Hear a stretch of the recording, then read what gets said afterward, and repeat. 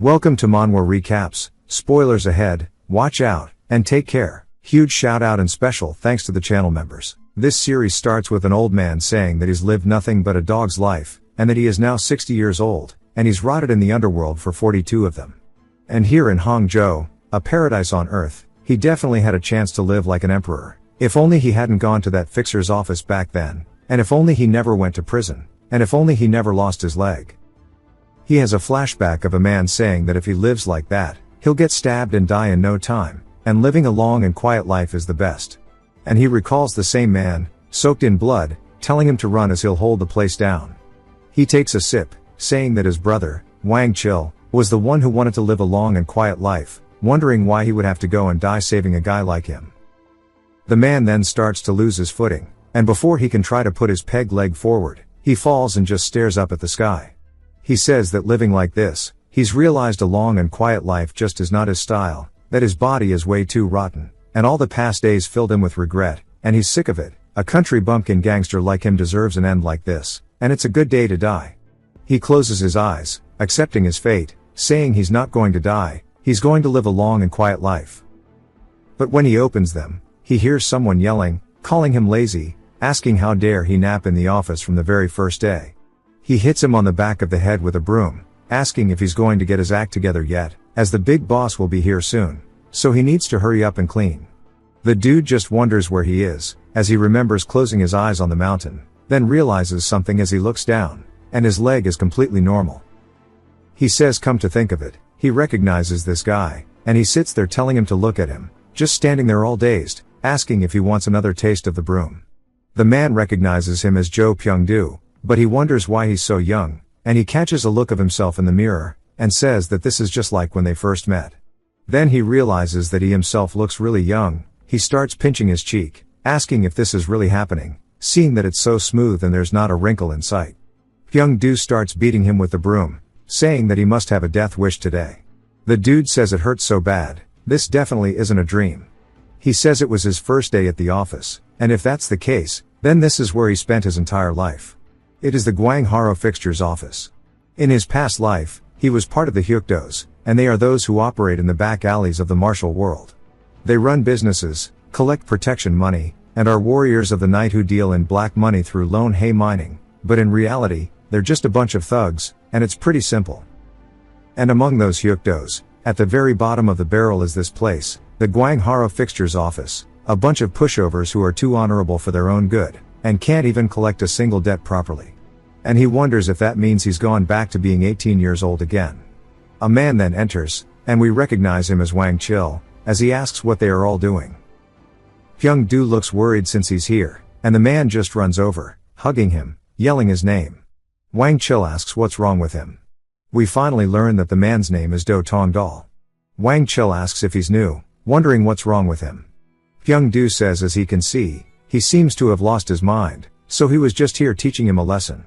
Wang Chil says he must have beaten him a lot for him to act like this. It looks like his mind hasn't come back and has ran further away, but enough of that, he wants to know if the ledgers are finished. Pyongdu says it's not that easy of a job, and they'll have to struggle with it for at least another 4 hours. He asks Tongdal if he can read. He says he can. Pyongdu yells, asking why he keeps running his mouth, saying he's sure he's lying, asking if he can even read 100 characters from a 1,000-character classic. Tongdal says that he's moved past the 1,000-character classic, and he's also dabbled in the 4 books and 3 classics as well.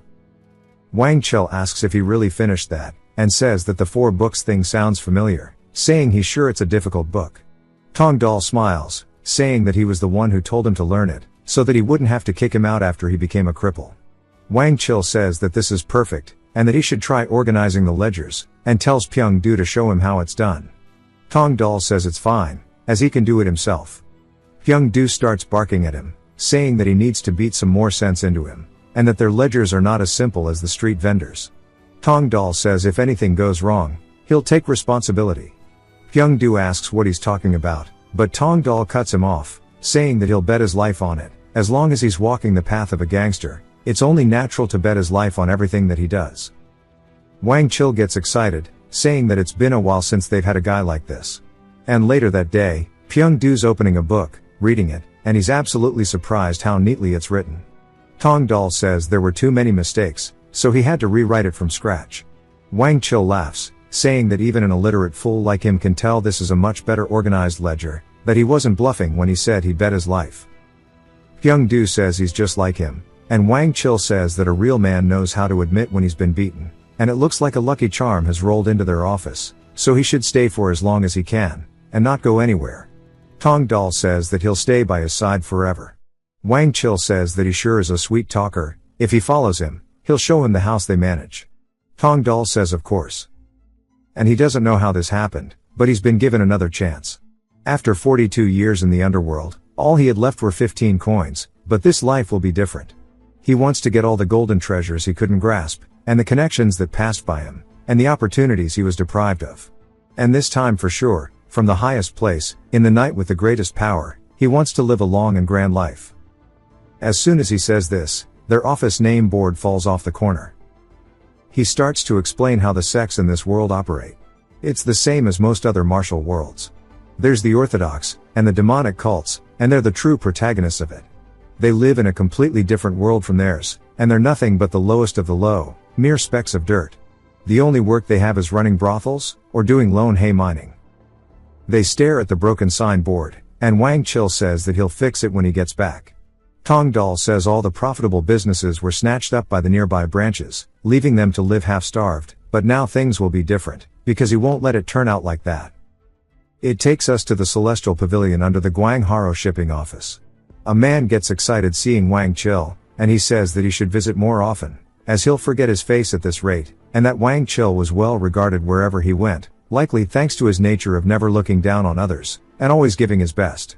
Wang Chil says that it seems that he's come after too long, and the man says not at all, he should have been the one to pay his respects, and he also had other business, so he thought he'd bring the new recruit for introductions. The guy is surprised that the director himself is bringing in the recruits, and Wang Chil says that he heard he even studied, what was it, something called the 4 books and 1,000-character classic. The man says that that sure is impressive at his age, and introduces himself as Go Chang Young, manager of the Celestial Pavilion, saying they'll be seeing each other often, so he looks forward to working with him. Tong Dal says that the pleasure is his, and introduces himself. Chang Young then says that they've just brought in a new batch of wine, and he wants Wang Chil to come and taste it. Wang Chil says that he needs to teach this lad his duties first, and Tong Dal tells him to go enjoy as he can manage things himself. Wang Chil asks what he would possibly know, and Tong Dal says that if he does it wrong, he can correct him later. Right now speaking with the general manager is more important. Wang Chil laughs, calling him a fine lad, saying that if anything urgent comes up, to come get him right away. Chang Young says that he sure is a sharp one, and Wang Chil agrees, saying that it looks like his luck with people has finally arrived, even if it's late. Tong Dal says this time they'll stay together for a very long time, until their dying breaths, but since earlier he's felt a strange sense of dissonance, as if something happened today that shouldn't have. He then looks over, seeing another worker, and he says that old man is struggling too, and the ones at the bottom suffer while the money goes somewhere else. Of all the trades involving brothels, the one that makes the most money is liquor, but most liquor trade goes to the headquarters for the branches, and small shipping offices like theirs only deliver scraps.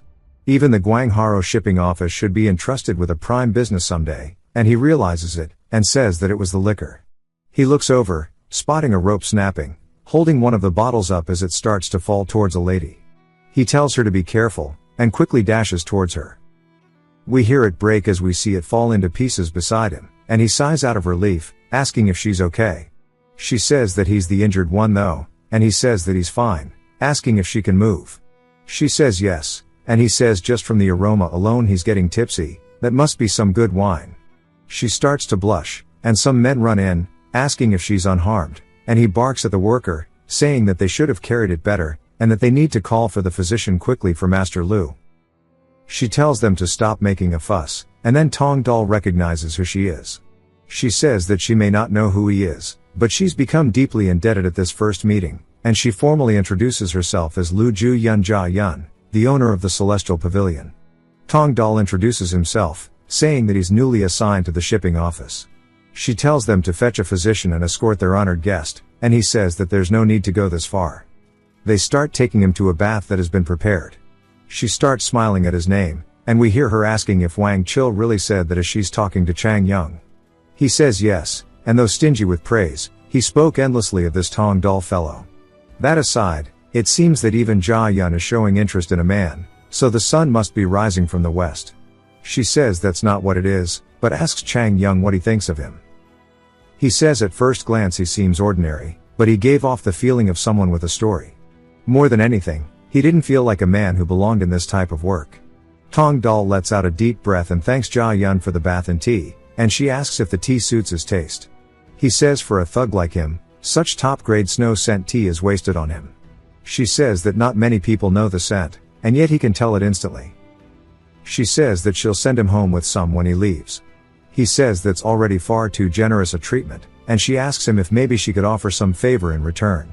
She has no intention of offending him, it's just that having received a favor, she thought she should repay it. She gets embarrassed, saying that she keeps slipping up in her words, and this isn't like her.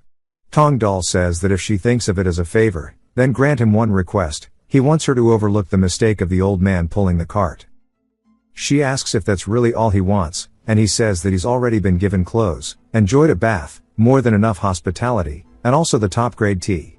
She smiles, saying that he is a good man, and she won't hold him accountable in the slightest, but next time he can come to the pavilion, she wants to attend to him first.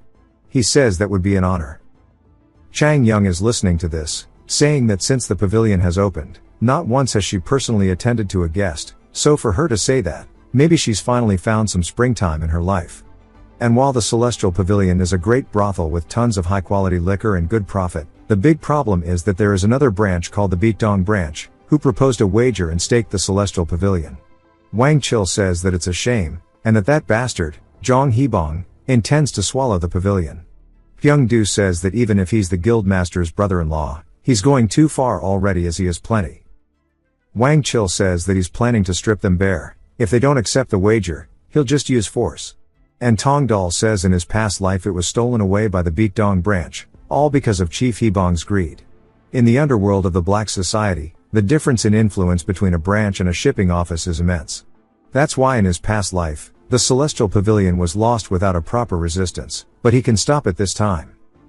He steps up, saying that if they would like it, he has a suggestion, and he knows exactly how to handle this current situation. We learn more about Hebong, and he is the guildmaster's brother-in-law, and pretty much greed incarnate. In his past life, the Guangharo Trading Company lost countless things to this bastard. Wang Chil says that he'll tell them both about Elder GM and how he borrowed 15 taels of silver from the Baekdong branch, and now he claims he has no money to pay back. If they manage to collect from GM, they'll acknowledge their abilities and won't take over their business, but he wonders how the hell they're meant to collect what even they couldn't. They're just trying to pin incompetence onto them. Tong Dal says that if he puts it that way, it means that the Baekdong branch is incompetent too for losing the 15 taels. Wang Chil says that there's something they can do in this rotten world, since power is the law. He wonders where Tong Dal is going, and Tong Dal says he's going to see Elder GM. Wang Chil asks if he wasn't listening, as that old man didn't cough up a single copper coin under threats and torture. Tong Dal says that just because that pig bastard wasn't competent doesn't mean he won't be, and that he'll take full responsibility and go collect it himself, and they can use this to expand the game a little. After he leaves, Pyung Du starts yelling, asking if he's out of his mind, if he's really trusting that rookie. Wang Chil says that he's someone willing to risk his life. If nothing else he can at least judge a man's worth, and if the rookie is willing to risk his life, he should put something on the line too. They then all arrive, and we hear a man saying that he's finally gotten here, and that he was hoping to watch him learn from his debt collection skills. This is Hebong of the Baekdong branch, and he says he even brought along one of their promising branch rookies, and his name is Zhang Baekdong. Tong Dal asks how he's been, and the guy just awkwardly talks to him. Tong Dal explains that before being assigned to an active zone, he and Baekdong trained together as fellow recruits. Hebong asks Wang Chil who the kid with him is, and Wang Chil says that he's also a new recruit with great promise. Hebong asks if this is the one who did such an excellent job with the ledgers that once Wang Chil retires, he'll have to take him under his wing, and even for Wang Chil, if he only has one hand left, he'll have to retire. Tong Dal says that he raised the stakes of the bet just as he asked. If they manage to collect the 15 taels from Elder GM it'll be perfect, but if they fail, Wang Chil's wrist will be cut off. Hebong shows that he's brought a sharp axe, and he's not playing around, saying that they should go and try to see who can collect the silver. Tong Dal says that he can feel his composure, and he must be sure they'll never be able to collect it, but he doesn't know what to do. The GM incident, from beginning to end, is something he remembers every last detail of. The doors burst open, and Hebong asks if the old man's been well.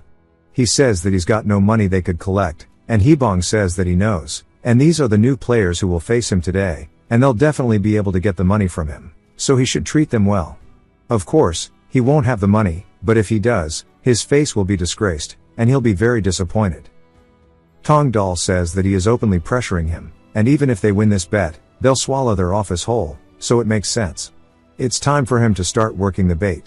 Tong Dal asks GM where his son has been these days, and GM says that he disappeared about a month ago, so he doesn't know.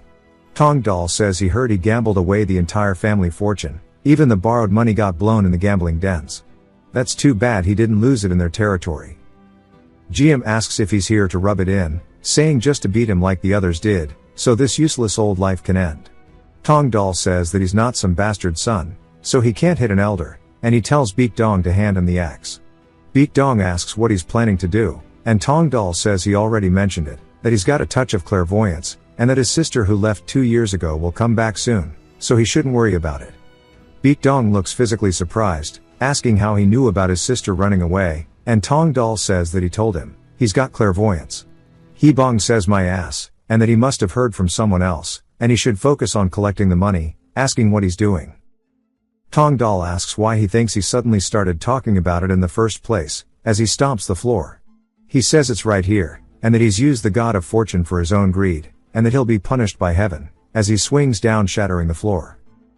GM yells, telling him to stop, asking what he's doing. Hebong says that he didn't even budge when they broke his limbs, yet he's reacting now. Wang Chill puts him in a full Nelson, telling him to stay back. GM says that there's nothing there, and he continues yelling it, but Tong Dal says that he doesn't know about that, and asks why the guy who supposedly ran away a month ago is coming out now. Wang Chill and Hebong are surprised to see GM's son, whose name is Sangjin. GM tells him that it's alright, not to worry, the law of the state stands firm, they can't harm them. Tong Dal says that it seems like he's grown old for nothing, asking if he's heard that fists rule above the law, and it would have been nice if he handed over the 15 taels by now.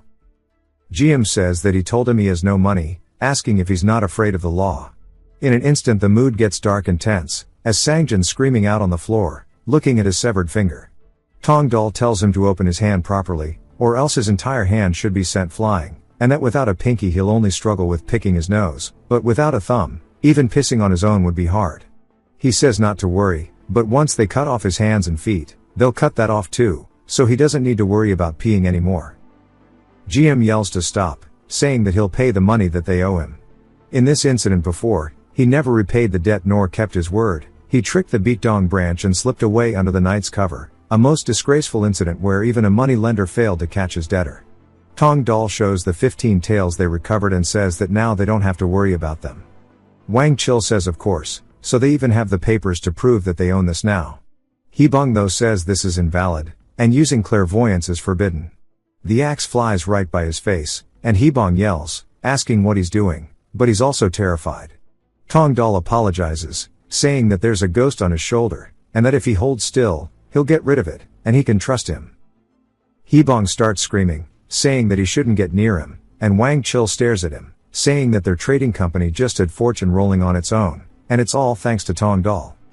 Sometime later, Wang Chill asked Tong Dal if he really has spiritual power. Tong Dal asked what he was talking about, and Wang Chill asked how he knew that the old man's son was hiding in a secret underground room. Tong Dal says when he walked on the floor he could tell there was a space beneath it. Wang Chill asked if he really sensed that, and Tong Dal says yes, that's when he got the feeling and the strength that his son, who was known for his filial piety, would just run away, and they must have been planning to escape together when the chance came. 15 taels of silver is more than enough to make a fresh start somewhere.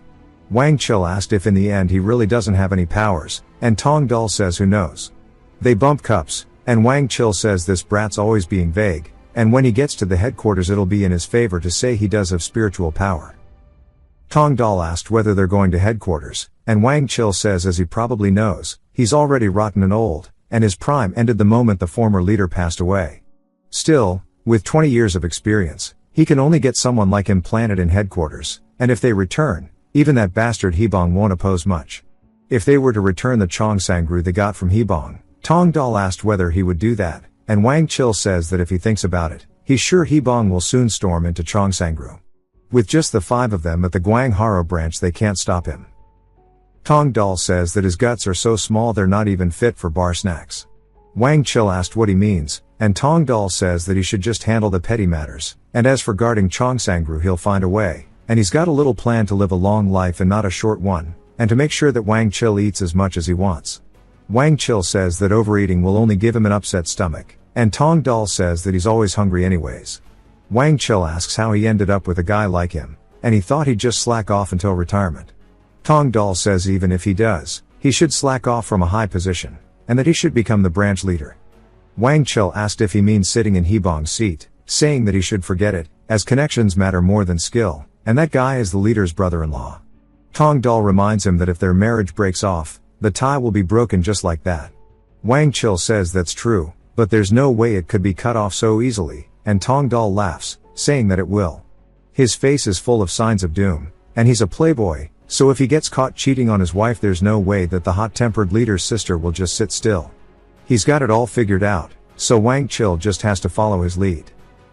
Wang Chil says with smarts like his, he should be studying and heading to the imperial palace. Tong Dal asked why he would climb high in the palace, as he'd only end up lacking to the emperor, and instead he'll rule over the night of this world right here, and become the emperor of it. It jumps to Hebong screaming, saying they need to pull out all of the girls out of Chongsangru, the courtesans, entertainers, and everyone, and also to get rid of the alcohol. One of the men says that if they pull the courtesans out immediately, there'll be heavy penalties for breach of contract. He says he'll take responsibility and just to do as he says. The deputy branch leader of Baekdong, named Jin Ho, says that he understands, then he says that he's tired of this pig, and if he wasn't the leader's brother-in-law, that branch leader seat would have been his. He says it'll take at least 20 days to withdraw them, but asks if they have to do this, as the Guang Haro branch is still part of the same group. Hebong asks what he means by part of the same group, and says they're not some antisocial club. They're the black society, and if needed, they'd even stab their parents in the back. He hits him across the face, asking why he doesn't get that, saying that this is why he's in the position he is. Jin Ho asked if he really has to keep living like this. We see Baekdong asking Tong Dal if he really does have spiritual power. His sister came by yesterday, and she left 2 years ago, just like Tong Dal said she would. Tong Dal asks what made him think he was lying, and Baekdong says that he believes him now, but asks why he called him here. Tong Dal says he needs a favor, and he needs to be let into his branch. Baekdong says that if he goes in, he'll cause big trouble with Hebong, and if he gets caught, he's finished too. Tong Dal says that he sees an iron death omen on him. Baekdong gets scared, asking what that is, and Tong Dal says it means he could get stabbed to death, and pretty soon too. Scared, thinking it's true, he asks if that's really going to happen. Tong Dal asks if he still doubts his spiritual power, and Baekdong says no, he believes him, that's why he's asking if he can save him. Tong Dal says changing fate comes at a big price, and Baekdong takes the bait, saying that he'll give him the branch key to the ledger room. Tong Dal says fine, for a friend's life he'll make the sacrifice. Soon Hebong will cut off the booze and women, and after that he'll try to take Chongsangru by force. If Tong Dal gets the branch key from Baekdong, that'll open a path for the booze and women problem. The real issue is the armed takeover, for if their group's men collapse in a single day, they'll be finished. In that case he needs to find someone to deal with it. It jumps to a man saying it's 6 taels of silver up front, 2 taels monthly, and they'll also provide a house for the both of them to live in. He tells the man that he'll be in touch soon and await good news. The man's name is Jang Yusum. A woman asks if he'll accept the offer, and he asks why she's still standing, telling her to go lay down. She says that he could just go back to the military, that she doesn't want to see him abandon his beliefs. This is his wife, named Seon Hae Min. Yusum says that the pay from the military can't cure her illness, and in a world without her, he's swamped and can never escape. For him to cure his wife's illness, he left the military and wandered the Jianghu, but in the Jianghu he was nothing more than an unemployed swordsman. No righteous sects or famous escort agencies would accept him. The only path was for him to walk the road to the end. We hear Tong Dal asking if anyone's home, and he introduces himself, saying that he must be the Grand Master Yusum. Yusum asks what business brings him here, and Tong Dal says that he's come from the city, and he's likely never heard of their group, but he's from the Black Society. Yusum asks what business he has with him, and Tong Dal says that he would like to bring him aboard. He'll give him 5 taels of silver up front and 1 tael of silver per month.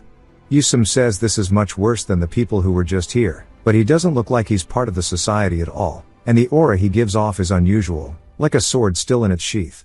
Tong Dal says he knows that another society came here first, and he's sure that their terms were better, but a man like him can't become just another thug, and that nobody would just gladly accept the underworld. They don't ask much of him, but if he joins he can promise one thing, and that is if there's anything he doesn't wish to do, he doesn't have to. Yusum is surprised that he's so bold, and says that he overestimates him too much for a first meeting, asking what he'll do if he chooses to do nothing at all. Tong Dal says the tiger can guard its home just by existing, and that this is the key to turning their branch into a tiger's den. Right now, he is the most underestimated person he knows, but he'll make him one of his no matter what. Back at the Guang Haro office, Wang Chil says that from today on, Tong Dal is the squad leader, and that they must serve him respectfully. Pyung Du says that he joined the society 2 months earlier than him, though. Wang Chil says that 2 months is nothing to make a fuss about. Tong Dal enters asking what's going on, and Pyung Du bumps into his shoulder, saying lucky him. Tong Dal just wonders why he's acting like that. A man walks over asking if he's thirsty, telling him to have a glass of water. Another man says that he is now the squad leader, and this is one of the people in the office named Seo Wang-su. Tong Dal says he's only been a member for 10 days, so how could he have such a title, and that Wang Chil should think about the others too. This man's name is also Hebong, so try not to get confused, but he says he has no complaints about it. Wang Chil says that Pyung Du will also eventually accept, so there's nothing to worry about. Wang Chil then asks about the person Tong Dal was recruiting, asking if his coins are safe. Tong Dal says that he's here, and we hear Yusum asking if they're inside. Tong Dal smiles, saying that he came just in time. Outside, he and Wang Chil are staring at Yusum, and Wang Chil says that he's much sharper than any other martial artist he's seen, and he wonders how Tong Dal found someone like him. Yusum says he was only late because he had a lot to think about, and he'll return the money. Tong Dal asks if he's going to the other society, but Yusum says he wants to have a proposal. If Tong Dal spars with him and lasts 10 seconds, he'll accept, and he sent the same proposal to the other society. Wang Chil asks why he would make such a proposal in the first place, and Yusum says he wants to test his intuition, and he's giving the squad leader a chance to leave his sword sheathed. How does he know he's the squad leader already? Yusum says they'll meet again tomorrow at noon, and he leaves. Wang Chil asks Tong Dal how he met someone like this, and Tong Dal says he has a wide network himself. Wang Chil says that it's too bad, if he joined their family they'd be very secure. Tong Dal asks why he thinks he can't, and Wang Chil tells him that there's no way he'd be able to last 10 seconds against someone like Yusum, and he seems stronger than the top master of their society right now. Tong Dal says even 10 of those dudes wouldn't be enough to match one Yusum. Wang Chil says that's strong, and that's pretty nasty. If he didn't want to come he should have just said no.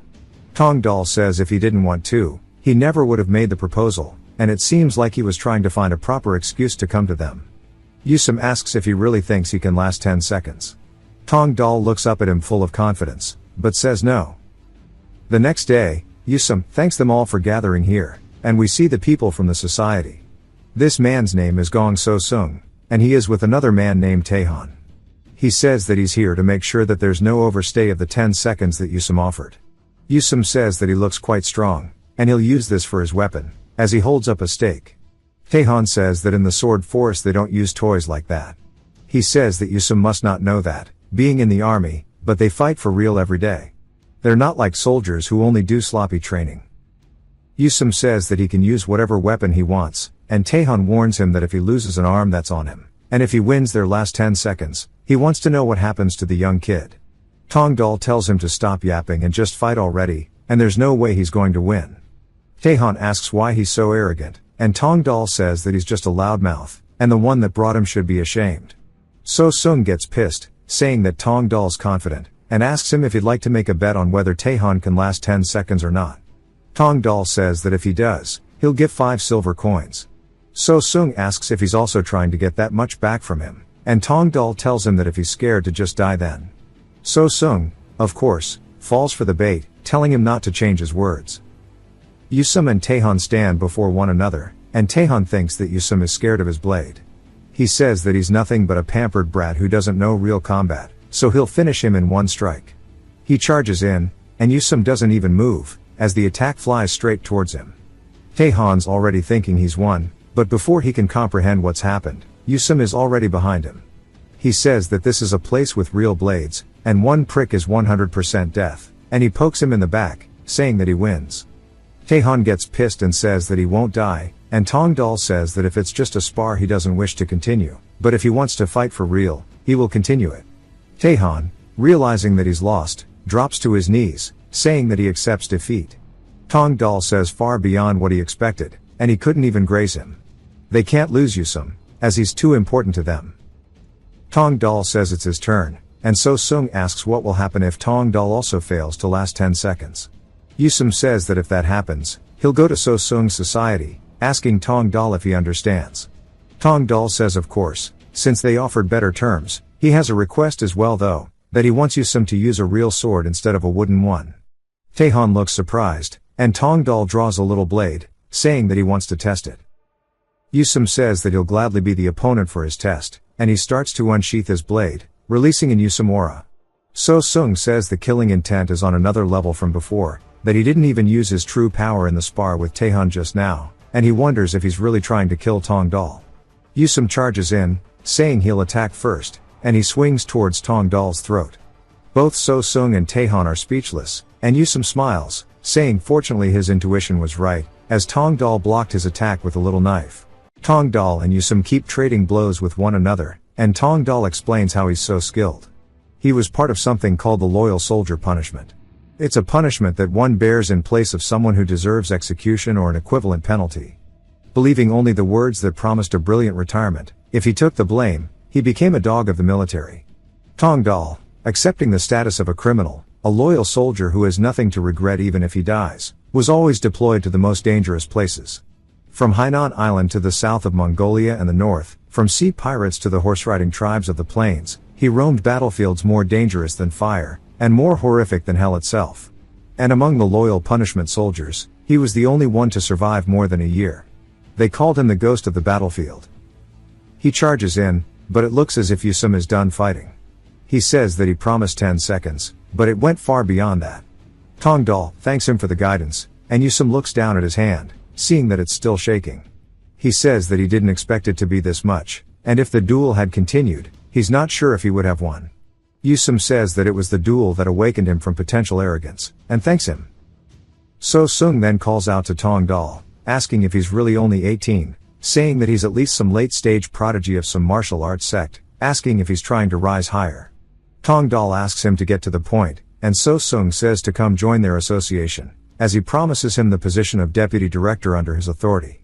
Tongdal says that's a pretty huge offer, as barely anyone his age gets to be a section chief, and he must have impressed him quite a bit.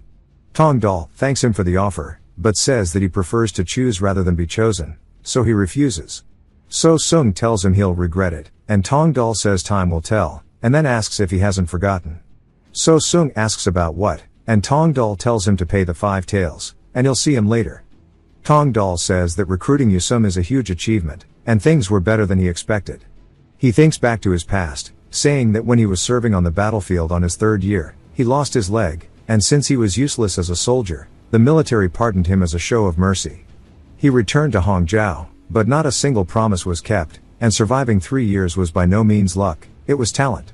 Through his previous life, it never blossomed or was crushed, but this time it'll be different.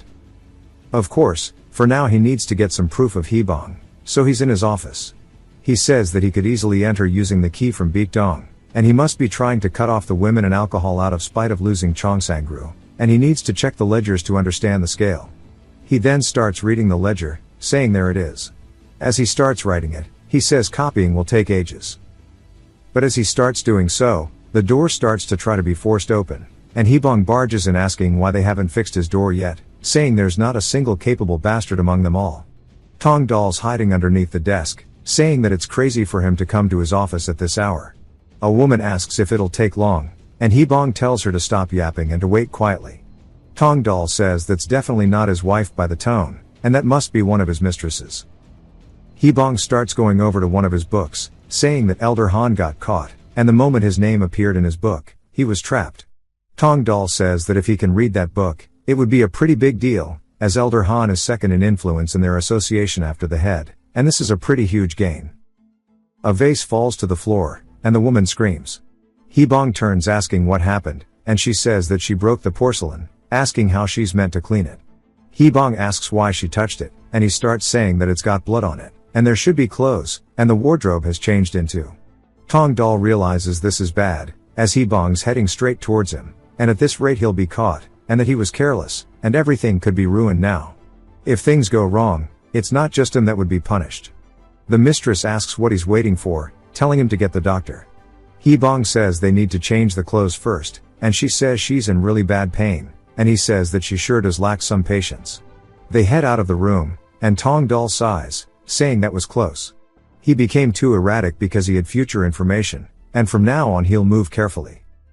He's identified the whereabouts of the women to prevent them from escaping, and he needs to transfer their affiliation to their office. It'll cost a lot, and money will be poured out in the long term, but the problem is that he needs it immediately. We hear Ja-yeon asking if she heard him wrong, asking for him to repeat that, and Tong-dal saying that he really needs some money from her. She just wonders if that's really all he wants. She asks if he's suddenly wanting money because of the conflict with the Baekdong branch, that he needs funds. He says as expected of her, she seems to have all the intel, and tells her that's correct. She says that she heard that the Baekdong branch won't be sending the courtesans to Cheongsangru, and asks if it's because of that. Tong-dal says it is, and he plans to transfer all the courtesans to their branch office. For managing the courtesans in the relocation, he will surely save her time, and he promises that she won't have any headaches because of this. She says that he sure is intriguing. At times he looks like a born scammer, but seeing those confident eyes, she can't help but believe him. She says that she's inclined to believe him, but says that she'll do it under the condition that they both grant each other one request. He says that he'll grant her anything. She smiles, asking if he knows of Sajiju. Sajiju is a precious wine that Tong-dal only tasted once in his previous life, and it's priced at 2 taels of silver per bottle. It was a rare wine, scarce enough that it couldn't be sold even if he had it. She says that she wishes to secure a bottle, or to secure a supply of this, but it's very difficult, and that if he can arrange for Sajiju to be supplied, she will grant his request. He says this is just as absurd as Yusum's duel. He stands before the winery asking if he should just threaten the guy. He says that's not a method that'll work on him. He wonders how to do it. The old man though approaches him first, asking if he has business here, and he introduces himself as the owner named Huang Paityan-seung. Tong-dal introduces himself as well, but wonders why this dude's staring at him so much, and Paityan-seung asks if he doesn't remember him. Tong-dal takes another look, and now he does, as this was the old man from before, and he was the wine cart grandpa. Paityan-seung says that means he's not blind after all, and Tong-dal says it's impressive that he remembers, asking if he was hurt back then. Paityan-seung reminds him that he was the one who had the thing fall on him, and he was curious what kind of place a brothel is for chasing him for over a year just to get some Sajiju. Tong-dal asks if he disguised himself as a worker to spy, and he says that it's more for prospective client research rather than spying. Tong-dal says that's exactly what spying is though, and Paityan-seung asks him why he told Ja-yeon that he did not want the old man to be punished. Tong-dal asks how he knew, but Paityan-seung says to answer the question. Tong-dal says that it's just because, and the old man asks if that's really all it was. Tong-dal just doesn't want to tell him that he saw his past self in him, and he asks why he's digging into such things, and what the point is of bothering an old man. Paityan-seung says for a thug he has a cute side, and Tong-dal tells him not to be creepy. Paityan-seung then asks how old he looks to him, and Tong-dal says around 70. Paityan-seung says that he's bad at socializing, and he should have shaved off 10 years or so. Tong-dal says that nobody in his field is good at socializing, and Paityan-seung says that he seems a bit different than the usual thugs. Tong-dal says that dog shit or horse shit is still just shit in the end, but wonders why they're having small talk, and Paityan-seung says there's nothing better than small talk for building camaraderie, asking if he needs Sajiju. Tong-dal is surprised, and Paityan-seung says that the owner of Cheongsangru said to ask him about the Sajiju delivery date. Tong-dal asks if Ja-yeon knew he was the owner of the brewery, and he says of course, as he even promised to supply Sajiju there. Tong-dal says that he thought it was a difficult task, but it turned out to be as simple as placing a spoon on the dining table, and that this place is crawling with scammers to the brim. Back at the office, Wang Chil says that he supplied the money to bring the courtesans, asking if he's really trying to supply Sajiju to Cheongsangru. Tong-dal says he is, and Wang Chil double checks that they also brought along Yusum. Tong Dal says yes, asking why he keeps checking all these things. Wang Chil says that's because it's unbelievable, but asking how this is possible in just 3 days. Pyung Du says that Sajiju is a pretty good jackpot, and this is not the time for him to lie about empty claims. Wang Chil hits him in the head, asking why he keeps acting out recently, and that he told him to treat Tong Dal properly. Tong Dal asks if that can be done overnight, saying that he's fine. Wang Chil asks where he's going now, and Tong Dal tells him there's still unfinished business. Wang Chil asks what's still left to be resolved, and Tong Dal says that now he has captured the tiger, and it's time to become friends. That night we see Yusum's wife, Hae Min, leaving the house, and Tong Dal asks where she's off to in such a hurry, saying that if she disappears without a word, Yusum will be concerned. In his past life, when Yusum walked the path to the underworld, she ended up leaving his side, believing he gave up his dreams because of her. She departed, and it became a famous story because it turned him into a demon. She says that it's better for him if she's not here. Since he became part of the underworld for her medical expenses, she should disappear so he can dream again. And it might be hard at first, but he's strong, so he'll overcome it. Tong Dal says that's such a pure heart she has, and a thug like himself would never understand it. She asks if he's mocking her, and he says that he was simply thinking, asking which one she thinks is worse, him losing his dreams, or him losing her. Given the sincerity she's shown this far, he wants her to listen to his story, and just because they work together doesn't mean that everyone becomes his ally. The most important thing is to not hold back, and he can't bear to see Yusum fall apart right after joining their office, and he tells her that it's going to be a boring story about a dude who lost his leg. Tong Dal calmly told his story about his previous life, but he didn't tell her it was him specifically. He ends it by saying that he lived a foolish life, and if only he hadn't lost his leg, maybe his life wouldn't have ended so miserably. She says that's a sad story, and he says sad, yet it's a story that must be told. She asks what he means, and Tong Dal says that if she disappears, Yusum will become like that man who lost his leg.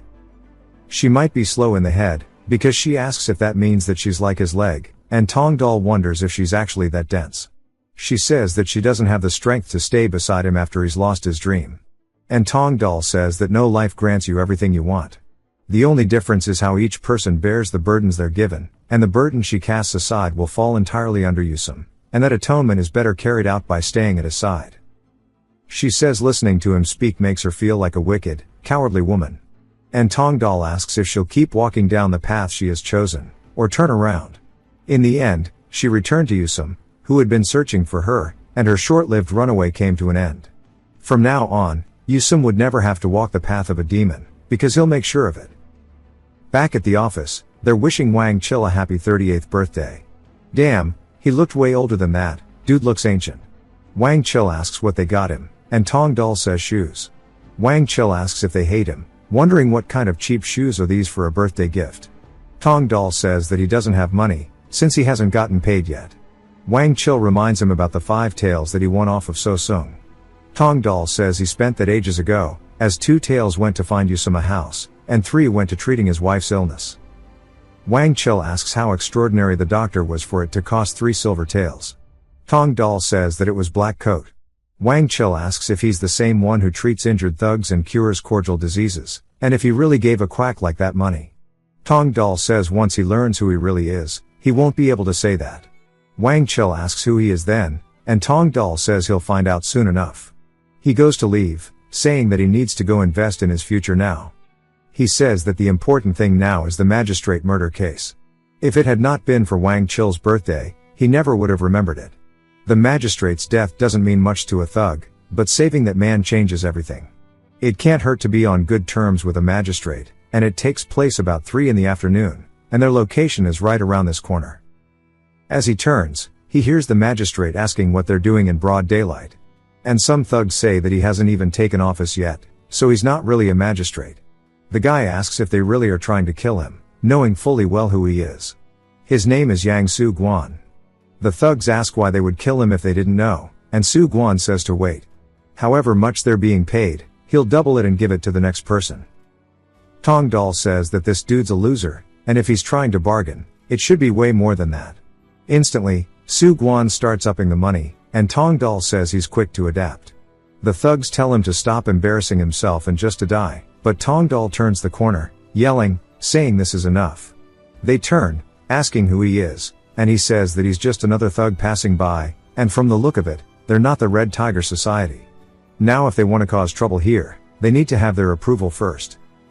They ask if he really thinks they can stop them. The thugs are trying to get him out of the way. They'll overlook it once and he should get lost.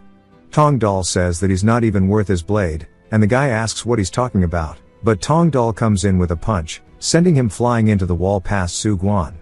He says that he may not be as strong as the legendary Ghost in his prime, but he is at least worthy of that title still to this day.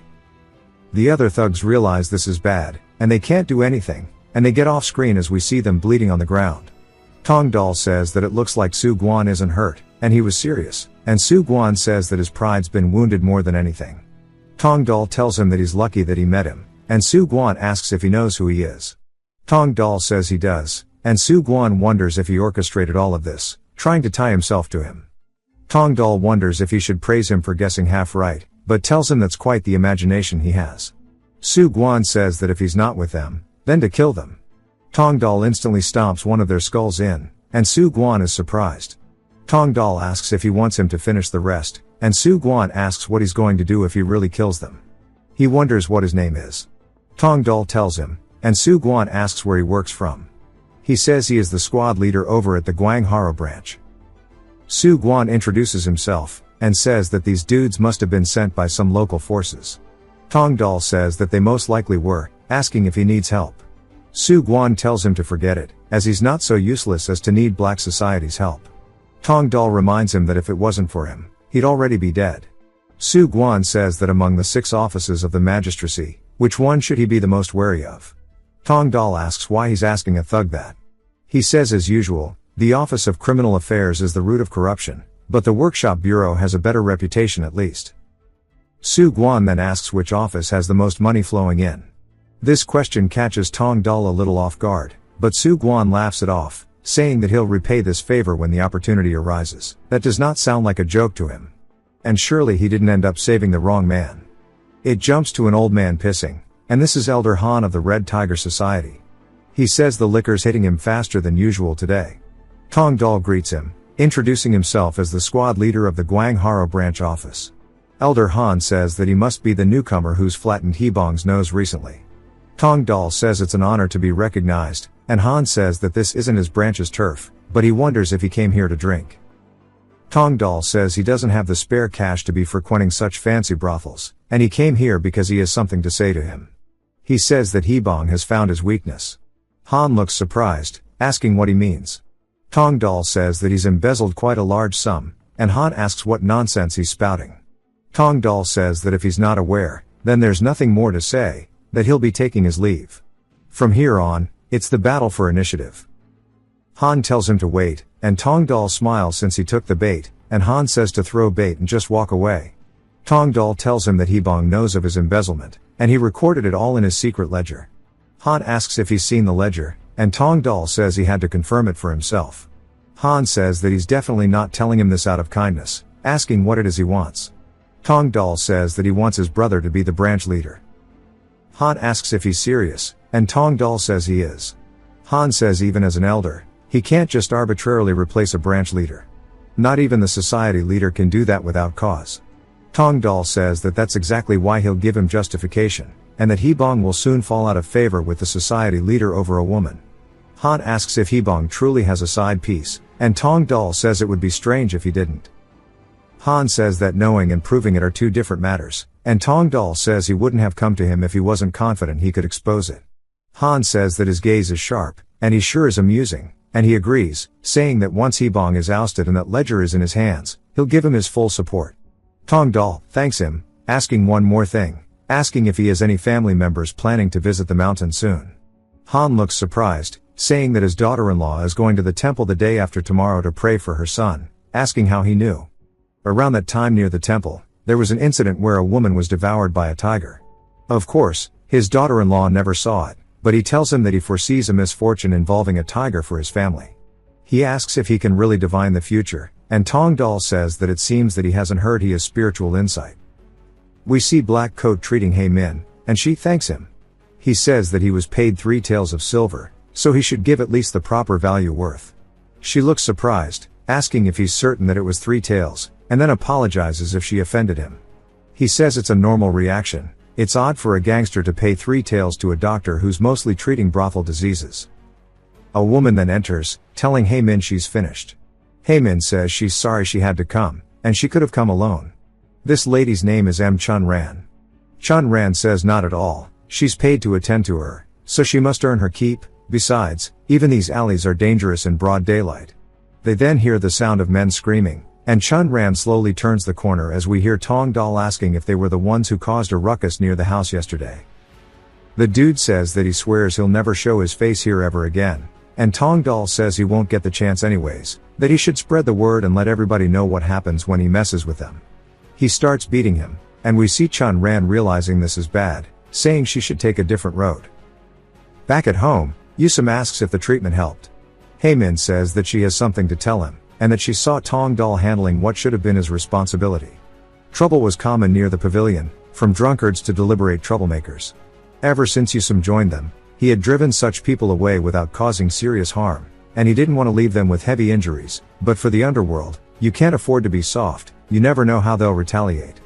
Hae-min says that her conscience felt heavy because Tong-dal was doing the things he avoided out of reluctance. Yusum says that he's sorry for making her feel that way, and she says that he should be apologizing to Tong-dal, and that he should do what he must. If he avoids his duties because of lingering attachments to the past, then it's Tong-dal he'll wrong the most. Yusum asks if she was really okay with him doing this, and she smiles, saying that she's the wife of a gangster now, and it's her responsibility to accept his burden too. It jumps back to Han telling Tong-dal that he saved his daughter-in-law, and he failed to save a great person, and Tong-dal says he's glad he could help, and near the temple, an actual tiger attacked just as he predicted. Han says that for him to foresee misfortune, he can never cross someone with a spiritual power. Tong-dal asks if he believes him now, and Han says of course, if he says the word, he'll do everything he can, asking if he'll strike at Hebong next month or next week. Tong-dal pulls out a knife and stabs the table, saying that he's going to do it today. At the Beekdong branch, Hebong's hitting the table, asking how they're offering so much money but still nobody's willing to go.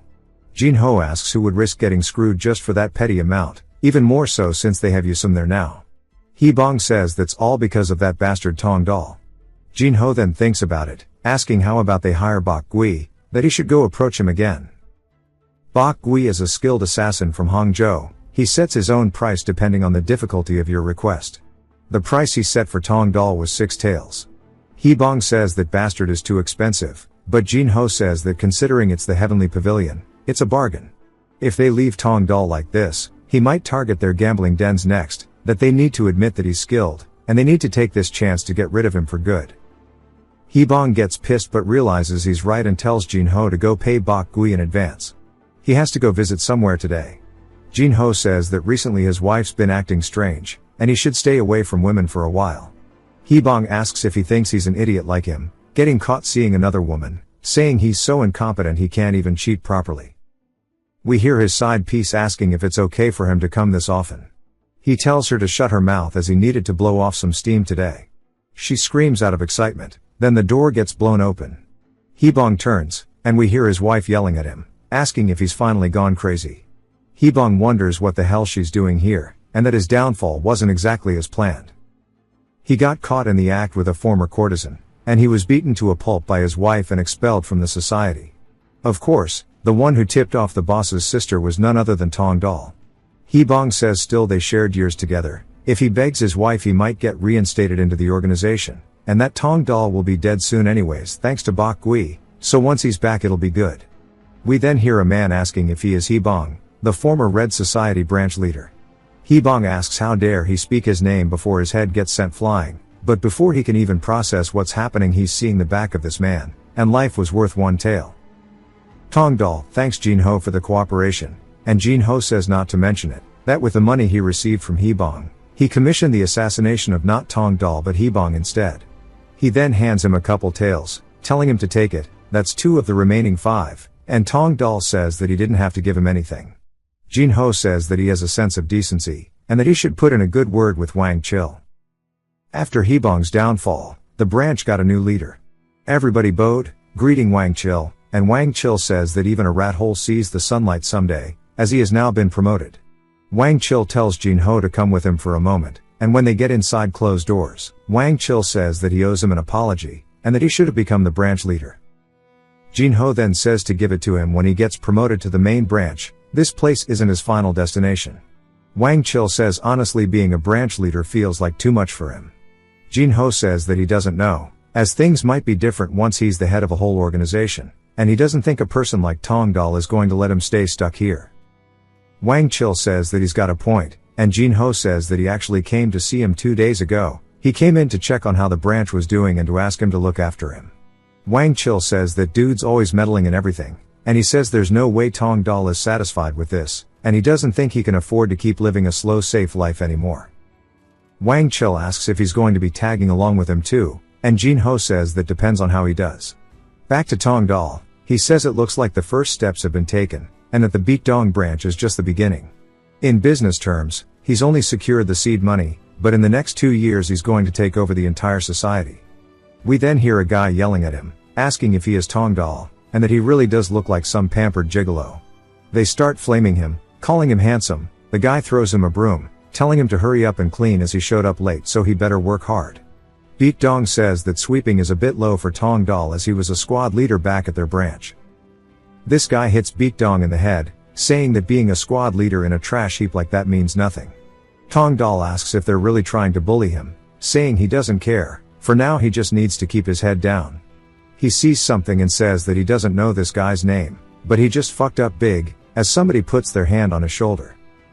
We see none other than Wang Chil, telling him to say that shit one more time about the trash heap comment. Later that day, Wang Chil tells Tong Dal not to worry about what happened today, and he should have given him a heads up beforehand, as Jin Ho is now educating them properly. Tong Dal says that's just going to make them resent him more, and that he shouldn't worry, as he'll take care of it, as they'll quiet down soon. Wang Chil asks if he's confident, and Tong Dal says that if he wasn't capable enough, he'd have to live a long and quiet life like him. Wang Chil says that he's changed from now on, and he's going to live a bold and long life with him instead. Later we see some men with Tong Dal threatening a woman to get her protection money. This is the new 5th team that he made, with Tong Dal as its leader. It was assigned to Sanhua Street, a neighborhood with one gambling den and a small brothel alley. One of his team members says that Tong Dal is doing nothing, and someone in a high position should be leading by example. Beatdong laughs awkwardly, saying that Tong Dal needs to get a feel for the atmosphere too. The two walk away, calling him a gutless bastard, saying that the title of team leader is useless. Tong Dal wonders if he should educate them now, but decides to hold out a little longer. In 3 days, a fight will break out with one of the 4 great black societies, the Black Dragon Group. The long, drawn-out battle ultimately ends in the Black Dragon Society's victory, and the Red Tiger Society is forced to give up 30% of its territory. That was also around the time that Beatdong was stabbed in the back and died. Of course, he won't let it happen this time. 3 days later, Jia Yun says that it's been a while. Tong Dal says that since he moved to the Beatdong branch, he hasn't had a chance to come here recently. She says that if she wants to see him, she guesses she needs to request protection from the Beatdong group, but asks what he's doing here, saying surely he's not a customer. He says of course not, as a single bottle of alcohol here costs him his monthly salary, and he's here to borrow Yusum. Yusum asks if he needs to bring a weapon, and Tong Dal says with his skills, a wooden sword is more than enough, asking if his methods have gotten harsher lately. He says that it's because he's part of the Black Society too, and Tong Dal asks if the name is okay. Yusum says that if it's Tong Dal's society, then it's fine, and Tong Dal says that it won't be that much different. The only difference between a tiger and a cat is their size, and some things need to be done differently. The door gets slammed open, as they see the guy from earlier yelling at Tong Dal, asking where the hell he's been. Tong Dal asks what's wrong, and the guy says that the House of Blossom was attacked by the Black Dragon Society, so a mobilization order has been issued. The guy says that it's been an hour, and the members from 3 branches have almost all gathered here. Tong Dal says the fight must be over by now, and if it's House of Blossom, they can take their time and get there in 15 minutes. The guy says this is no time to be taking it easy, and Tong Dal says that if he's in such a hurry to go on ahead. The guy says that he has to deliver the news elsewhere, and Tong Dal tells him to get going then. The guy runs away, saying that he's going to make sure he gets a beating for dragging his feet. Yusum watches, asking Tong Dal if he knew there would be an attack today. Tong Dal says he heard some intel, and it was unconfirmed, but it turned out to be right. Yusum says that, and yet he doesn't seem to be in a hurry like the rest are. Tong Dal says whether they're late or early, the results are the same, there's no need to rush it. Yusum says that in all of his life, he's never met an oddball like him. Tong Dal asks what he means, and Yusum says that he's the kind of oddball he's glad to call a friend. Tong Dal laughs, saying that being a friend of his is an honor, and there's no take-backs. The door opens, and Yusum says it's the same for him, as what they see is a group of men from the Black Dragon Society in front of them. This guy's name is Huang Chan-sok. Chan-sok laughs, saying that he thought this was just a gathering of cowards, but it looks like the Red Tiger Society has some gutsy bastards too. Tong Dal calls out to Baek Dong, telling him to move the members who could still walk, and the injured to one side. Chan-sok tells one of his men to take some dudes and test the water, and he says that if things go well, they can cook them too. Chan-sok says that if he's going to do it well. They charge in, and both Tong Dal and Yusum draw their blades. Before the guy can even react, he and his boys are instantly dealt with. Chan-sok realizes that this is going to be more trouble than they thought, and even Baek Dong and them are surprised. Tong Dal says that he doesn't want to waste time, the leaders need to step up right now. Tong Dal asks Yusum if he should take on all of them.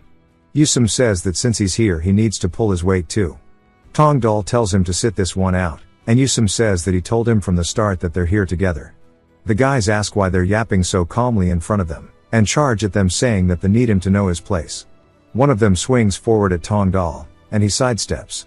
The guy tries to follow up multiple times, but Tong Dal continues to dodge every single one of the attacks, saying that this guy's movements are completely different from those thugs. This is the first life or death battle he's had since this life began. He smiles, saying this is excellent, and the guy calls him an eel. He swings at Tong Dal, but Tong Dal dodges with a clean matrix lean, and everybody's surprised. The guy realizes that he made a mistake before Tong Dal starts cutting all over and dashes past him, finishing the fight in an instant.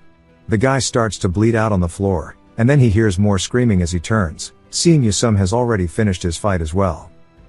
Chan-sok asks who they are, and Tong Dal introduces himself as being from the Baek Dong branch.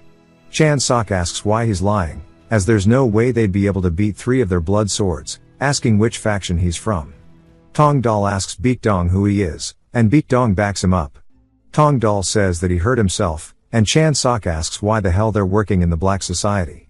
For someone like him to be a team leader, no matter how bad the Red Tiger Society leader is at judging people, this is too much. Tong Dal says that he's done with the talking, and that Chan-sok needs to pick if he's going to fight or surrender.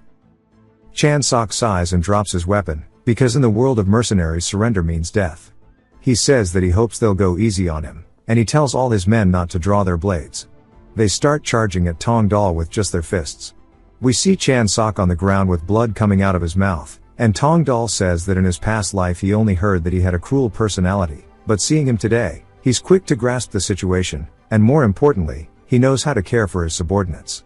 Tong Dal tells Chan-sok they'll grab a drink next time they meet, and Chan-sok says that was too much, and the drinks will be on him. Baek Dong runs over and calls him team leader. Tong Dal says just to call him by name instead. Baek Dong says that he told him to wear this today, and like he said, he almost crossed the river Styx today, and he survived thanks to him.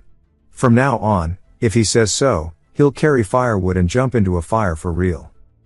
We hear an old man saying that it hasn't even been 2 months since Tong Dal joined.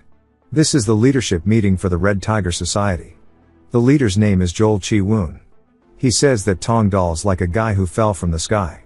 Han is there as well, and he says that they were just lucky in this fight, asking what would have happened if Tong Dal wasn't there, and that he must be rewarded properly.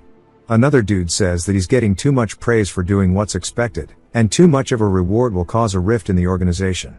His name is Sung Young, and he is a guardian. Han says that Tong Dal did what he was expected to, but Sung Young didn't. Sung Young gets pissed, and Chi-woon asks who this person is with Tong Dal, as he heard he's even more skilled than him. Wang Chil says that he's a warrior who is personally acquainted with the team leader. Sung Young asks why he got involved in this fight, and Wang Chil says that he was told Tong Dal asked him to. Sung Young says that means they must be close, and he's more interested in that man, asking where this friend of his lives. The branch is now greeting Tong Dal, telling him it's a good day. Tong Dal says that just yesterday they saw him as a greenhorn, but overnight their treatment has changed entirely. Scar says that Elder Han is waiting for him, and Tong Dal says he'll be right there. The other men are also watching, saying that for an elder to call him personally, he really is something else, and another guy says he should have been there to see him at the fight. Tong Dal hands Han a talisman as requested from last time. Han asks if this will help his daughter bear a son. Tong Dal says yes, he just needs to put it in her pillow. He remembers that Han threw a feast 2 months after the Black Society's attack, and he was grinning from ear to ear, saying that his daughter-in-law was with child. Han says that since Tong Dal says so, it must be true, and if there's anything he wants, just to say the word. As it happens, the leader told Han to give him a reward. Tong Dal says knowing the leader, the reward probably won't be that big. Han says that he sure is a cheapskate, and he'll give it to him even if he has to pay out of his own pocket, so just name it. Tong Dal wants some consolation money for the members who were injured in the fight. Han asks what he wants for his reward, and Tong Dal says having all of his limbs intact is his reward, so he's fine. Han says as expected, he's too good for this environment, and speaking of which, the leader seems to covet that friend who came with him. Tong Dal asks if he means Yusum, and Han says exactly. He's planning to make him his direct subordinate, and he heard he's stronger than him. Tong Dal says he could be a first-rate master if he went into the martial world, but he doesn't think Yusum will go under the leader, and they'd be lucky if he doesn't get embarrassed for no reason.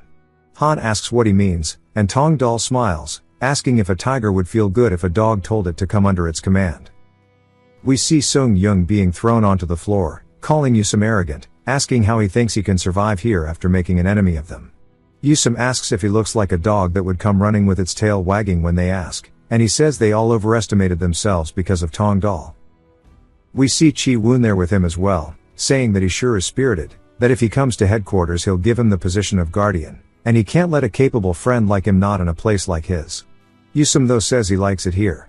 Sung Yung says that if that arrogant guy is left alone, the association's head prestige will be ruined. Chi Woon says there's nothing better than growing fond of someone through fighting, and to take it easy. I guess he didn't learn his lesson from a minute ago. Yusum says there's no need for him to even try fighting him again, and Sung Yung gets pissed, charging at him, calling him arrogant. But Yusum just realizes how weak he is. He catches his arm and stops him from moving before he comes in for an attack, and then sends him straight down into the dirt. Chi Woon is surprised to see that Sung Yung got done in with a single hit, and Yusum asks who he is. Chi Woon sighs, saying that the head can't just fight recklessly here. Back to Wang Chil, he wonders what he should do, as even if Yusum doesn't know, Sung Yung, the head's face must have been badly hurt. Jin Ho says that he doesn't know if the head will stay calm, asking Tong Dal if he's worried. Tong Dal asks why he should be worrying, and Wang Chil asks what he'll do if they try to do something to Yusum. Tong Dal asks what they could even do to him, and Wang Chil says that he doesn't know, since he just tried and failed. Tong Dal says that since Sung Yung was defeated in a single strike, even if Chi Woon wants to, there's nothing he can do. Yusum says that he should have just endured it, but Tong Dal says he did well, and that the promise of their contract of him not doing whatever he wants to is still valid. And there's no reason for the head to even try thinking of taking in Yusum. Yusum says that makes it sound more embarrassing, and then asks when their contract ends, as he doesn't think they've discussed it. Tong Dal says it'll probably be the day where he takes charge of the knights around here. Yusum asks if he really has such thoughts, and Tong Dal says if he didn't have that plan, he wouldn't have brought Yusum along. And at the latest, it'll be 2 years, if fast, he could do it within a year, though. A few days later, Tong Dal's working in his streets, telling a woman that if anything comes up to call him. Over the past few days, the atmosphere in their street has completely changed. Not only those causing trouble, but even disputes between merchants were mediated. They must have realized for the first time why they pay protection fees, and Tong Dal says just as the emperor values public sentiment, the Black Society also needs a bond with the residents to control the knights. It's a lesson that he learned over 60 years in his previous life. Scar starts yelling out for him in a panic, saying there's a big problem. Tong Dal asks what's wrong, and he says that at the government office, they're taking their members. They inform Wang Chil, asking what the new county magistrate is doing. Scar says that not only their association members, but 50 from the Black Dragon Society have also been taken. Tong Dal wonders if this is what he thinks it is, asking how many from the Baekdong branch were taken. Scar says that's the strange part, not a single person from their area has been touched. Wang Chil asks if that makes sense, and Tong Dal says he knew it. Wang Chil asks if he finds it funny their members were taken, and Tong Dal says they can go straight to the government office. Wang Chil asks if he's trying to surrender, and Tong Dal says that they can take Jin Ho too, as it'll be good to establish a connection with the magistrate. He heads to the office, saying that they need to go tell him that Tong Dal has come to meet. Wang Chil asks if this is right. Even meeting the magistrate is hard for the head of the Black Society. Tong Dal says just to trust him. The guards say that's absurd, saying that he has business to make an appointment. Tong Dal asks if they're confident they won't regret it, saying if they don't want to get fired to go and give his name to his higher-ups. The guy tells them to wait, and the door is opened, and they welcome him in, saying that they were told to escort them. Wang Chil asks what's going on, asking if something's happened. Tong Dal says it's nothing, and they only need to rescue their members. Wang Chil asks if he can really do that, and Tong Dal says that if he didn't think he could, he never would have come. As he enters the door, Su Guan tells them to come on in, saying that he arrived earlier than expected. Tong Dal says he's quick to notice things. Su Guan asks who the two people with him are, and Tong Dal says they are people he's escorting. Su Guan tells them to cut to the chase, asking what he wants, and Tong Dal says to release his members. Su Guan asks why, and Tong Dal says he'll forget the debt of life. Su Guan asks if his life is only worth a few months of these hooligans being imprisoned, and Tong Dal says he'll add one more thing, and he'll add himself. A busy person wouldn't do this just to imprison a few thugs, and he definitely needs a partner. Su Guan says that he likes people who are quick to notice, as there's not a need for many words to be spoken. They are now being released from the office, and they ask Wang Chil what the meaning of this is. Wang Chil says that he negotiated with the magistrate. They ask if he really negotiated with the magistrate rather than the Justice Department. He says that they should just head back. Tong Dal says he gave the credit to Wang Chil, as they say the nail that sticks out gets hammered down. It's better to build up their trust with Wang Chil. Su Guan told him that now his life's debt is repaid, but the words about him becoming his partner, he hopes he'll prove them soon. Tong Dal tells him to look forward to it. Back at the Black Dragon Society, Chan Sok says he didn't expect his wish to have a drink with him to come true so quickly. Ever since he hit him in the face, his nose has been crooked to the left. Tong Dal asks if he wants to be hit again so he would turn to the right. Chan Sok laughs, asking what the reason for his visit is. He says that they are still in a truce. Tong Dal says that he believes it's time to end this fight. He heard the news yesterday about how the Black Dragon Society and the Red Tiger Society were rounded up, but only the Red Tiger Society was released. Chan Sok asks if he won over the Justice Department, and Tong Dal laughs, telling him to think harder, asking how his men could have been released so quickly. Chan Sok asks if it was really the magistrate, and Tong Dal says he hates to waste words, he'll have all of the Black Dragon Society's men released as well. Chan Sok asks why such a favor when they are not even friends. Tong Dal asks if he really thinks that this is a favor. Chan Sok says that he is blatantly showing off his connection to the magistrate, and the most difficult opponent for the Black Dragon Society is the government. He's saying that the one who needs to show favor is their society instead. He says that he'll discuss it with the elders, and Tong Dal says that he knows his leader and he isn't very patient, so he better hurry. There's then a large sum of money dropped off at Tong Dal, and it's 100 silver taels. And he says no wonder the master eventually took over half of their region, not just for his boldness in readily offering 100 silver taels, but for trusting his subordinates' eyes even though he could have been a swindler. And that his master and their leader was ticked off at him because of the Yusum incident, so he didn't give him a single form of payment even though he saved all of their men. He says that he's returned, and Su Guan says that it's about time, saying that he's been waiting for his partner candidate. Tong Dal asks if he's not even offered tea because he's just a candidate, and Su Guan says that being a candidate means he could end up being nothing, and he's not a man with a habit of wasting things. Tong Dal hands him 100 silver taels. Su Guan asks if that's for him, and he says that it's the magistrate's money as soon as the Black Dragon Society members are released. Su Guan says that people are going to think he's a corrupt official. Tong Dal says that he hasn't become corrupt yet, and he should hurry, the later he corrupts, the more he'll lose. Su Guan says that he has a point, but he feels like he'd get sick if he just did it instantly. Then Tong Dal says the money is just the beginning, he will become the magistrate's one and only secret channel. Su Guan asks if that means all bribes will go through him, and he says that he'll manage it for him. On the outside, the magistrate will be an incorruptible official who only receives his monthly salary, and he will become a true paragon among officials. Su Guan asks if he really thinks the money he could earn from running away with his payments is more than he'd earn by ruling the city at night. Su Guan asks if he really had such an ambition, and Tong Dal says that he should at least have that to be the magistrate's partner. Su Guan laughs, saying he should do it properly, because if he becomes his enemy, the night will become his nightmare instead. Su Guan says he promised the thugs were all released, and this proved that Tong Dal and the magistrate were connected. The society requested a formal truce, offering up a tavern to gambling in, and the negotiations proceeded swiftly. We see Han super excited some time later, and Tong Dal asks what he's so excited about. He says thanks to the talisman he wrote, his daughter-in-law is pregnant, and he thanks him. Tong Dal says it must be nice that his sincerity reached her, and with this, his position within the society is solidified, not just with the men, but the elders trust him now too. The problem is that the leader doesn't like him, but it doesn't matter, he intends to step on him and climb up to begin with. One of the men barges in, saying that Bo Yang has been attacked, they fractured his ankle and split his head open. And this isn't the guy who attacked the men before. Tong Dal asks what kind of crazy bastard would do that and where Bo Yang is. We hear Bo Yang saying that he wasn't very old, but he could only see the lower half of his face, and at best he was around Tong Dal's age. Tong Dal asks about his blade, and Bo Yang says that he drew his, but he's no match for him, and that it was over in an instant. Tong Dal asks if he meets him again if he thinks he can win, and Bo Yang says that he'd rather call for Tong Dal. Tong Dal just wonders who he is, saying, according to his memories, about 10 members of the Red Society were taken down. None of the other societies suffered the same fate, and no matter how he thinks about it, he's clearly a martial artist. And he wonders if it's somebody that's specifically targeting the gangs. Someone then appears behind him and tips his hat at Tong Dal, saying that he wants to spar with him. Tong Dal says he should at least know the reason why they're fighting, and the guy says that's because he's a thug who deserves a beating. Tong Dal says he lowered his voice, but he can tell he's young.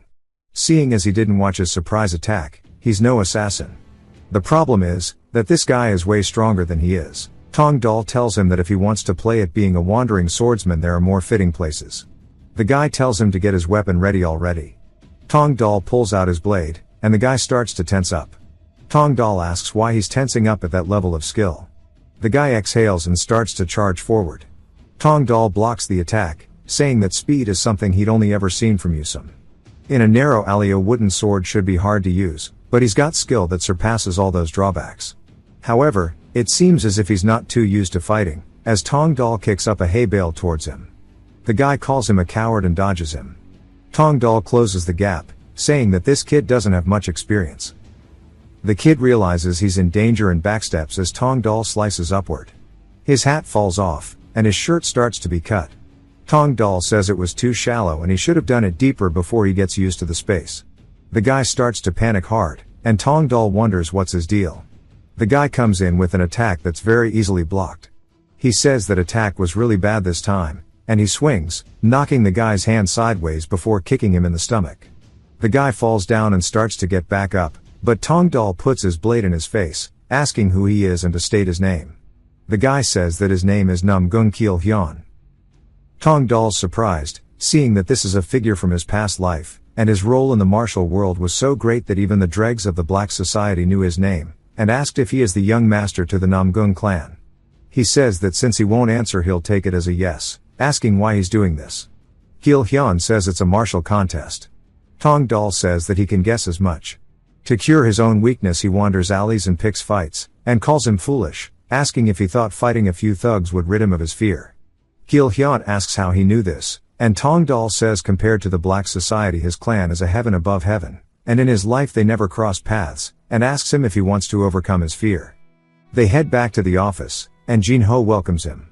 Tong Dal asks how the business is going, and Jin Ho says thanks to him there's no worries at all. Tong Dal says that he wants him to get some clothes for this guy to wear. Jin Ho says he must be a rookie since he's never seen him, and it looks like he got injured, and he'll prepare something immediately. As they start doing their rounds on the street, some of the old people say that he needs to eat 3 times a day, asking why he's so skinny. Even the women are trying to hand him some food, and Keel Hyun says that he thought the Black Society is supposed to be parasites feeding off the people. Tong Dal asks if it's strange to see a thug get treated like this. Keel Hyun says he wants to get to the point, asking how he'll make him overcome his fear. Tong Dal says only the dead have no fear, asking if he wants to die. Keel Hyun says he's not kidding, nobody knows he's a coward. He's hidden it well, but in the upcoming tournament it'll all come out. Tong Dal asks if he means the festival the Orthodox sects hold every 2 years. Keel Hyun says that the tournament has a gathering for late bloomers, and Tong Dal says surely they won't use light blades. Gil Hyun says that in the hands of a master a wooden sword is no different from a real one. 2 years ago he dodged participation with illness as an excuse, but this time he can't. Tong Dal says that he could die, and this is how he overcame his fear, and that is by surviving death countless times. Gil Hyun asks if he's really faced death that many times and if the black society is that dangerous since he's so young. Tong Dal says that even if he tells him, he can't promise it'll conquer his fear, and Gil Hyun says nobody can make that promise to begin with. They cheers their cups, and Gil Hyun says that if he doesn't overcome his fear he'll live a life worse than death. We see the doctor again, and he says he's been seeing Tong Dal often. Tong Dal tells him not to be wary, as it's not that he's fallen for him, and the dude lets down, asking if he brought a rookie. Tong Dal says that he's just a friend, and pays him some money, saying he'll use the backyard and to patch up the minor wounds as they go. The doctor says thanks to him he'll be rich, and he'll be inside so they can call him if needed. Gil Hyun looks at the dagger, saying that he's never used one before, and Tong Dal says that he'll need it if he wants to fight within their society, but tells him to get ready as they're going to be starting. Gil Hyun asks if his fear will really disappear like this, and Tong Dal says he doesn't know the answer to that, he just thought that experiencing it would be better than anything else, and he starts charging at him. Gil Hyun says that a real blade just terrifies him, as well as feeling somebody's killing intent, and it's always like this. The sensation of fear that he can't control. Tong Dal starts attacking, and Gil Hyun freezes up and is stuck just blocking them, but one of the attacks goes through, cutting his leg, and he falls to the floor, telling him to wait, as he can't do this anymore. Tong Dal says that if he says he wants to quit here, they'll end it, and he'll get treatment in return, and he'll just go back to living his old life, and they'll never meet again. Getting used to this never happens just 1 or 2 tries, unless he climbs that wall himself, he'll live as a coward until he dies. Gil Hyun, not wanting that, grits his teeth and grabs his blade, saying that he wants to go again. Tong Dal says that if he doesn't give up, he won't either, since surely he understands. Gil Hyun says that unless he dies, he refuses to go back and live the life of a coward. If you've watched till the end, comment, Hollow Knight, to let me know. Subscribe for more videos like this, leave a like or a comment to help the channel out. Thanks for watching.